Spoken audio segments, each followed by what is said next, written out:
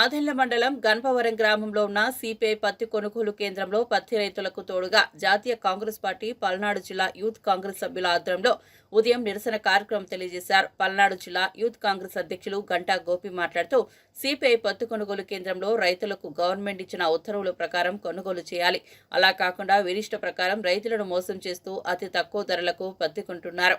రైతులు మంగళవారం మధ్యాహ్నం 2 గంటలు NH-16 జాతీయ రహదారి నిర్బంధం చేసిన సంగతి అందరికీ తెలిసిందే. ప్రతి రైతు వద్ద ఉన్న ప్రతిని గింజతో సహా కొనాల్సిందేనని, లేకుంటే పెద్ద ఎత్తున మేము నిరసన కార్యక్రమం నిర్వహిస్తామని తెలిపారు.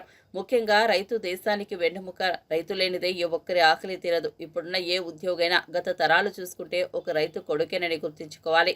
రైతుల శ్రమను దోపిడీ చేయకుండా రైతులకు సమన్యాయం చేయాలి. తదనంతరం CPI senior commercial officer B Ramesh బాబుకు వినతిపత్రం అందజేశారు. ఈ కార్యక్రమంలో Chilakaluripet Congress party incharge M Radhakrishna, Nadendla మండలం యువజన అధ్యక్షులు ఇంటూరు వెంకటేష్, యువజన కాంగ్రెస్ సభ్యులు, కార్యకర్తలు తదితరులు పాల్గొన్నారు.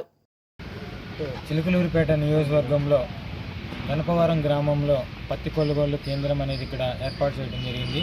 ఈ పత్తి కొనుగోలు కేంద్రంలో నిన్న రైతులు వాళ్ళకున్న ఇబ్బందులు రీత్యా మరి రోడ్డుపైకి వచ్చి వాళ్ళకున్న బాధని వ్యక్తపరచడం జరిగింది. దాంట్లో భాగంగానే ఈ రోజున మేము కాంగ్రెస్ పార్టీ తరపున రైతులందరికీ కూడా మేము అండగా ఉంటాము. రైతులు పండించిన పంట చివరి గింజ వరకు కొనేదాకా కూడా కాంగ్రెస్ పార్టీ మీకు అండగా ఉంటుందని, ఎవరైనా సరే రైతులు పండించిన పంట పత్తి తేమ శాతం ఉంది, ఇంకా ఇతరే ఇబ్బంది కారణాల చేతైనా రైతుల దగ్గర కొనుగోలు చేయకుండా ఉంటే కాంగ్రెస్ పార్టీ సహించదని, ఖచ్చితంగా కాంగ్రెస్ పార్టీ రైతుల పక్షాన పోరాడుతుందని నేను తెలియజేస్తున్నాను.